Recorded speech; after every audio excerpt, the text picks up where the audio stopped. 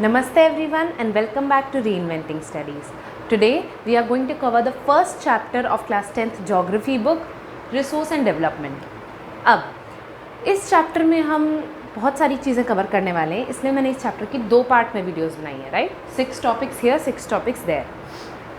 Now as the chapters name suggest, resource and development. What do you mean by a resource? Resource से आपका मतलब क्या है? Resource is anything that is present in our environment or is man-made that is satisfying human needs. ठीक है, कुछ भी जो human needs को satisfy कर रहा है, but it should be technologically accessible, culturally acceptable and economically feasible. अब इन तीनों टर्म्स से आपका क्या मतलब है? आपके आंसर में ये तीन टर्म्स होनी बहुत ज़रूरी है. If someone asks you what is a resource, तो इकोनॉमिकली फीजिबल का मतलब है कि जो भी रिसोर्स है वो आपकी इकोनॉमिकली अफोर्डेबल होनी चाहिए, आपके पैसों में आ जानी चाहिए. फॉर एग्जांपल, अगर कल ही पानी का दाम कुछ थाउजेंड्स में पहुंच जाता है for 1 litre bottle, so you will not try to buy it, right? क्योंकि उसके प्राइसेस अब बढ़ चुके हैं, अब वो आपके लिए फीजिबल रिसोर्स नहीं है, तो आप उसे नहीं अफोर्ड कर पाओगे, no matter how much necessary it is for you, right? ऐसे ही वो कल्चरली एक्सेप्टेबल भी होना चाहिए. कल्चरली एक्सेप्टेबल मतलब your culture should accept it. In our I will give you example. When someone brings new TV और new fridge, कुछ भी अपने घर पे लाते हैं नई चीज़ें, तो इन मेनी एरियाज़ वो ढोल वोल बजा के अपने घर में लेके जाते हैं, राइट? ढोल बजाते हैं, सब फूल वगैरह बांटते हैं, तो इस तरह से वो अपनी घर की नई चीज़ लाते हैं. पर ऐसे ही जब वो अल्कोहल अपने घर ले जाएं, सिगरेट्स अपने घर ले जाते हैं, तो क्या वो ऐसे ढोल बजा के ले जाते हैं? No, because that thing is not culturally acceptable. It is not accepted in our culture, so they keep it in hiding and bring it to their homes, right? So here is a example of culturally acceptable और not. Thirdly, technologically accessible. अब अगर आपको ये पता ही नहीं है कि किसी चीज़ को कैसे यूज़ किया जाता है, आप टेक्नोलॉजी आपके पास सारी है, पर आपको पता ही नहीं है कि आप उस टेक्नोलॉजी को कैसे यूज़ करो किसी चीज़ को एक्सट्रैक्ट करने के लिए, तो will you be able to use that resource? No, you don't have the means of technology to use it. So एक रिसोर्स का टेक्नोलॉजिकली एक्सेसिबल, कल्चरली एक्सेप्टेबल और इकोनॉमिकली फीजिबल होना बहुत ज़रूरी है अगर उसे यूज़ करना चाहते हैं इंसान, राइट? अब एक रिसोर्स जो होती है वो 3 चीज़ों से डिपेंडेंट होती है इंसानों पे भी. इंसान के लिए जो रिसोर्सेज हैं वो फिज़िकल एनवायरनमेंट मतलब नेचर, टेक्नोलॉजी और इंस्टीट्यूशंस के एक ट्रायंगल में है. अगर इनमें से कोई एक चीज़ भी मिसिंग है तो उस रिसोर्स को यूज़ नहीं किया जा सकता. जैसे फिज़िकल एनवायरनमेंट या फिर नेचर. सोचिए, अगर हमारे पास नेचर में कोई रिसोर्स ही नहीं है पर हमारे पास टेक्नोलॉजी है और इंस्टीट्यूशन है. इंस्टीट्यूशन का मतलब यहाँ पे है जैसे गवर्नमेंट इज़ अ इंस्टीट्यूशन, उसको पता है गवर्नमेंट को कि हमें किस तरह से रिसोर्सेज को बांटना है ना? पानी, म्यूनिसिपैलिटी पानी पहुँचाती है ना, तो ये किसका काम है? ये गवर्नमेंट का काम. अब ये दोनों है पर ये नहीं है, तो रिसोर्सेज निकालोगे कहाँ से? अगर टेक्नोलॉजी नहीं है तो रिसोर्सेज को यूज़ कैसे करोगे? इंस्टीट्यूशंस ही नहीं है तो पड़ी तो रहेंगी पर उन्हें यूज़ करने का एक तरीका नहीं होगा, वो जल्दी ख़त्म हो जाएंगी, राइट? तो इन तीनों का भी होना बहुत ज़रूरी है फॉर यूटिलाइजेशन ऑफ रिसोर्स. अब ये सेकेंड पॉइंट था, अब हम थर्ड पॉइंट पे आते हैं. How are resources distributed? Resources are divided on the forms of origin, exhaustibility, ownership and status of development. Origin मतलब कहाँ से वो ओरिजिनेट होती हैं. Are they abiotic or biotic? You have been reading these terms since class 6. Abiotic का मतलब है all those resources which are not naturally made. Okay? Then biotic resources. Then abiotic, biotic, then exhaustibility. मतलब abiotic resources which are not living, right? And biotic, those are living, like plants, animals. Abiotic resources like clouds are living? No. Then rocks, right? Exhaustibility पे आते हैं renewable and non-renewable. You know what is renewable? Still, those resources which can be renewed over a living period of time. कि जैसे plants हैं, forest हैं, वो renewable resources हैं, but fossil fuels those are non renewable, वो बंद तो जाएंगे but they will take billions of years, तो उतने टाइम तक कोई एक इंसान तो जीवित नहीं रहेगा ना। Next is ownership. ये दो चीज़ें आपके लिए नहीं हैं, ये तो आप पढ़ते ही आ रहे हैं। Ownership, individual, community, national and international. Individual का मतलब है कि ऐसी रिसोर्सेज जिन्हें एक इंडिविजुअल ही यूज़ करता है, ठीक है, या फिर एक ग्रुप ऑफ इंडिविजुअल, जैसे 4-5 लोग। अब किसी किसान का एक खेत है, उस खेत को तो वही यूज़ करेगा, वो लैंड तो उसी की है, उस पर कौन काम कर सकता है? किसान। किसान ने अगर कोई लेबर हायर किए वो उसकी फैमिली के लोग, बस, और कोई तो काम नहीं कर सकता। तो ये हो गई इंडिविजुअल रिसोर्सेज। कम्युनिटी रिसोर्सेज का मतलब है जो एक कम्युनिटी के लिए होती हैं, लाइक पार्क्स एक कम्युनिटी के लिए है।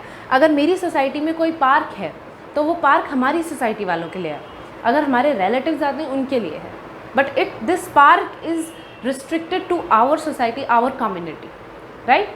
नेक्स्ट इज़ नेशनल रिसोर्सेज में अगर आप सोचो तो हर चीज़ नेशन की है, पार्क्स हो, लैंड हो, फार्म लैंड हो, कुछ भी हो, सब नेशन का है। Roads, buildings, even motorcycles, even cars, even like national highways, even park, सब कुछ किसका है? नेशनल, हमारे कंट्री का है, नेशनल रिसोर्स है। ऐसे ही द बॉर्डर्स है ना, हमारी कंट्री के बॉर्डर्स, हमारी कंट्री का सारा एरिया प्लस ओशन अगर आपकी कंट्री के आसपास है, अगर आपकी किसी भी लाइक बॉर्डर कोस्ट लाइन बनता है तो उस ओशन का 22.2 किलोमीटर्स और 12 नॉटिकल माइल्स तक का एरिया आपकी कंट्री का है, ठीक है, आपकी कंट्री का है। मतलब जैसे हमारी कंट्री जो है नीचे वो इंडियन ओशन और बे ऑफ बंगाल से टच करती है ना, तो वहाँ तक का 22.2 किलोमीटर्स एरिया सारा इंडिया का है। अगर वहाँ पानी के नीचे जैसे तेल मिलता है या फिर मैंगनीज नोड्यूल्स मिलते हैं, कुछ भी मिलता है, तो वो हमारी कंट्री ही एक्सट्रैक्ट कर सकती है और कोई एक्सट्रैक्ट नहीं कर सकता, क्योंकि वो हमारी कंट्री की रिसोर्स है, ठीक है। नेक्स्ट इंटरनेशनल रिसोर्सेज का मतलब है अब लैंड आपकी हो गई, ओशन आपका हो गया, ओशन जितना 12 नॉटिकल माइल्स तक आता था वो आपका हो गया। अब इन 12 के आगे 200 नॉटिकल माइल्स के आगे जितना एरिया है वो इस ओशन में ही 200 नॉटिकल माइल्स के बाद जितना इलाका है वो एक्सक्लूसिव इकोनॉमिक जोन है। एक्सक्लूसिव इकोनॉमिक जोन मतलब वो आपकी टेरिटरी में नहीं आता, वो बाहर चला गया, वो इंटरनेशनल हो गया। अब अगर आपको उस इंटरनेशनल एरिया में कुछ खुदाई करनी है, कुछ निकालना है, तो वो हो जाएगा आपके लिए उसके लिए आपको international institutions like United nation से परमिशन लेनी पड़ेगी, ठीक है। अब ऐसे ही इंडिया ने परमिशन ले रखी है और हमारे एक्सक्लूसिव इकोनॉमिक जोन में एक एरिया आता है जहाँ से हम मैंगनीज नोड्यूल्स एक्सट्रैक्ट करते हैं, ठीक है। हम जहाँ से ये मैंगनीज नोड्यूल्स एक्सट्रैक्ट करते हैं ये हमारी टेरिटरी में नहीं है, ये हमारी 12 नॉटिकल की लाइन में नहीं है, फिर भी हम इसे एक्सट्रैक्ट करते हैं। क्यों? क्योंकि हमने इसे परमिशन ले रखी है। ओके, ये क्लियर हो गया। अब इसके बाद यहाँ चलते हैं status of development. Status of development मतलब कितनी डेवलप्ड रिसोर्सेज हैं आपके पास। फर्स्ट आती है इनमें पोटेंशियल रिसोर्सेज। पोटेंशियल रिसोर्सेज का मतलब है all those resources that have the potential to satisfy our needs but अभी तक उनके लिए टेक्नोलॉजी मिल नहीं पाई, ठीक है। जैसे कि अगर मैं आपको बता दूं, आज हमें पता है कि हम टाइडल एनर्जी यूज़ कर सकते हैं। क्या 200 साल पहले हमें पता था? उस टाइम पे हमारे पास टेक्नोलॉजी नहीं थी। अब हमारे पास टेक्नोलॉजी है, तो उस टाइम पे वो पोटेंशियल रिसोर्स थी, अब वो एक डेवलप्ड रिसोर्स है। डेवलप्ड मतलब those resources which are developed, whose quantity, quality, surveys, mapping, everything has done, और अब हम उस रिसोर्स को यूज़ कर रहे हैं और वो रिसोर्स काफ़ी अच्छी है। For example water, forest. In resources को हमें पता है ये कहाँ तक है, कितनी है, कैसे यूज़ करना है, वगैरह वगैरह, ठीक है। अब आ जाओ स्टॉक और रिजर्व पे। This is a complicated thing, please listen it carefully. Stock और रिजर्व। स्टॉक का मतलब है कि all those resources which are present but for them technology is not there. ठीक है, उनको यूज़ करने के लिए हमारे पास टेक्नोलॉजी नहीं है। ठीक है, स्टॉक है हमारे पास, अबंडेंट है, बट हमारे पास टेक्नोलॉजी नहीं है। अब ये जो रिजर्व है, reserve is a subset of stock. Subset मतलब is a part of stock. Reserve में क्या है, हमारे पास टेक्नोलॉजी है, हमारे पास टेक्नोलॉजी है, हम इसे यूज़ भी कर सकते हैं, पर हमने उसे यूज़ नहीं किया, हमने उसे फ्यूचर के लिए रखा हुआ है। ठीक है, स्टॉक और रिजर्व में डिफरेंस पता चल गया। समझ लो कि एक डैम है, डैम तो हम यूज़ कर रहे हैं, पर डैम के अंदर का जो पानी है हमारे पास, उसको यूज़ करने की भी टेक्नोलॉजी, हम कभी भी वो गेट्स छोड़ सकते हैं और उससे पानी निकाल सकते हैं और फिर उससे हाइड्रो इलेक्ट्रिसिटी बना सकते हैं, पर हमने उसे छोड़ा हुआ है for future use. Okay, just an example. अब इतना तो समझ में आ गया होगा। ये याद रखना कि reserve is a subset. Subset मतलब पार्ट ऑफ स्टॉक। जैसे stock is a bigger circle and reserve is inside it. Okay, now इसका आगे चलते हैं फोर्थ पॉइंट पे। Let me come fourth point पे हम बात करेंगे what if we use resources blindly. अगर हम रिसोर्सेज को ब्लाइंडली यूज़ करने लगे तो क्या होगा। Even a small kid can give this example, अगर उसे पता है कि रिसोर्सेज होती क्या है। अगर आपसे ये क्वेश्चन पूछा जाता है, जो कि मेरे से काफ़ी बार पूछा गया है, this question is actually 3 to 4 times asked in my periodics also, even in my class test. ठीक है, तो प्री बोर्ड्स में भी पूछा गया।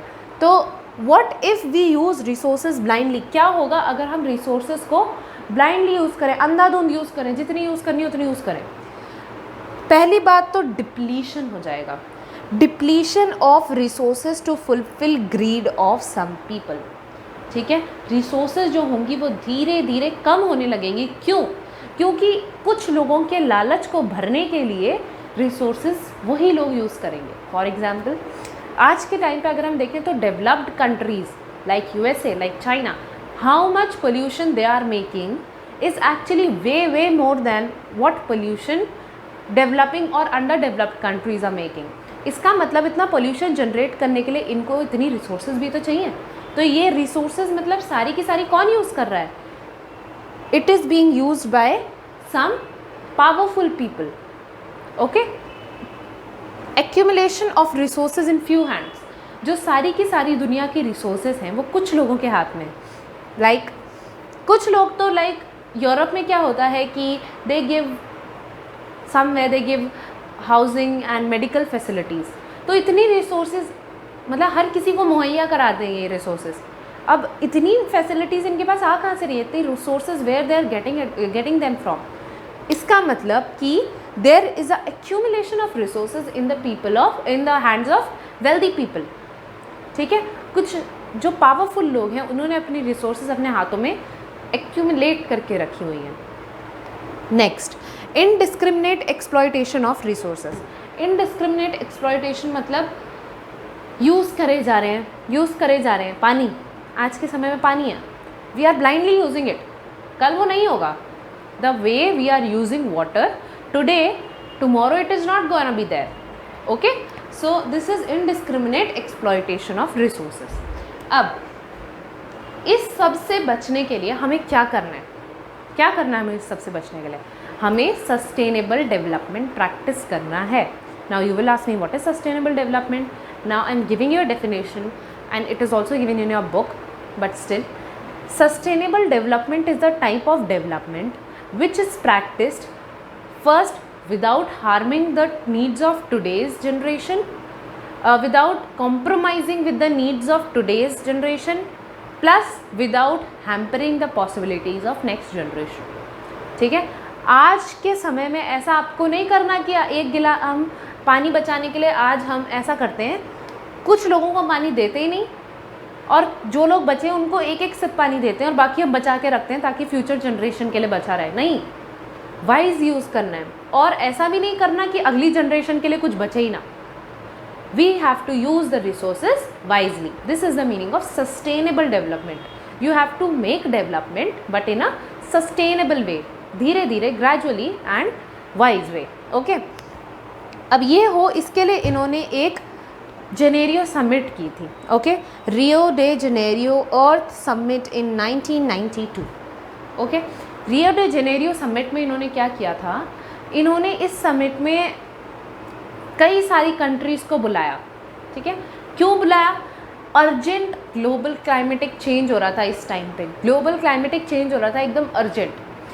तो उसके लिए उन्होंने कई सारी कंट्रीज़ को बुलाया और United Nations conference on environment and development ने बिठाया सबको, और सब ने एक डिक्लेरेशन पे साइन किया। Declaration of global climatic change, ऐसी कुछ डिक्लेरेशन का नाम है, I will give it to you. ठीक है, इन्होंने उसने सब ने एक डिक्लेरेशन पे साइन किया और उस डिक्लेरेशन में लिखा कि अब हम एजेंडा 21 को फॉलो करेंगे। एजेंडा 21 क्या था? पहले तो एजेंडा 21 मतलब, एजेंडा तो आप समझ लो, 21 means 21st century, meeting the needs of 21st century, ये कहने का मतलब है। तो एजेंडा 21 का मतलब है कि सारी जो ग्लोबल क्लाइमेट चेंज हो रहा है उसको हमें कम्बैट करना है, पॉवर्टी को ख़त्म करना है, डिजीज़ेस को ख़त्म करना है। कैसे? ग्लोबल कॉरपोरेशन से, म्यूचुअल अंडरस्टैंडिंग से और ब्रदरहुड से। तो एक दूसरे के साथ मिल के हमको एजेंडा 21 फॉलो करना है। हमें डिक्लेरेशन पे हमने साइन कर दिया है और अब हम यहाँ पे रियो दे जेनेरियो अर्थ समिट में कहते हैं कि हम इसे फॉलो करेंगे। और एजेंडा 21 का मोटिव है कि हर कंट्री का अपना एजेंडा 21 हो। ठीक है, हर कंट्री का अपना अपना एजेंडा 21 होना चाहिए, राइट। अब इससे आगे हम चलते हैं 6th point, that is the last thing, resource planning. Resource planning क्या होता है? First of all, if you want to take a screenshot you can take it right now, fine, just pause the video and take it. Resource planning का मतलब क्या होता है? Resource planning का मतलब होता है रिसोर्स को कैसे यूज़ करना है, कैसे यूटिलाइज़ करना है, उसकी प्लानिंग करना। ठीक है, एक रिसोर्स एग्जाम्पल ले लो फिर से। इंडिया में दिल्ली में किस चीज़ की प्रॉब्लम होती है? पोल्यूशन की, वाटर प्रॉब्लम्स होती हैं, एवरीवन नोस। ठीक है, मध्य प्रदेश में फॉरेस्ट वाइल्ड लाइफ बहुत ज़्यादा है, पता है ना कितने ज़्यादा फॉरेस्ट और वाइल्ड लाइफ है, बट वहाँ इंफ्रास्ट्रक्चर नहीं है। इंफ्रास्ट्रक्चर मतलब दिल्ली में किस हद के इंफ्रास्ट्रक्चर है, यू नो ना, कि कितने ज़्यादा वहाँ पे मॉल्स एंड अर्बनाइजेशन है। बट मध्य प्रदेश में, can we compare Delhi with Madhya Pradesh? No. But similarly if we go to Ladakh में आपने देखा होगा कि कितनी ज़्यादा कल्चरल डाइवर्सिटी है, इतनी कल्चरल डाइवर्सिटी है, मतलब बहुत ज़्यादा। पर वहाँ पे क्या नहीं है? इंफ्रास्ट्रक्चर भी नहीं है और पानी भी नहीं है। ऐसे ही आप राजस्थान में जाओ, वहाँ पे सोलर एनर्जी बहुत ज़्यादा है पर वहाँ पे पानी नहीं है। तो हर जगह अगर एक चीज़ है तो दूसरी चीज़ का डेफिसिट है ना। यहाँ कोई है, यहाँ एक चीज़ है तो यहाँ वो नहीं है, यहाँ एक चीज़ है तो यहाँ वो नहीं है, तो इधर उधर का डेफिसिट हो रहा है। तो इस डेफिसिट को ही ख़त्म करने के लिए एक रिसोर्स को जब निकाला जाता है तो उसे प्लान किया जाता है। कैसे प्लान किया जाता है? फॉर एग्ज़ाम्पल, एक रिसोर्स मिल गई आज, ठीक है, हमने आज डिस्कवर कर लिया कि how can be use hydro electricity, आज ही हमने डिस्कवर किया ये।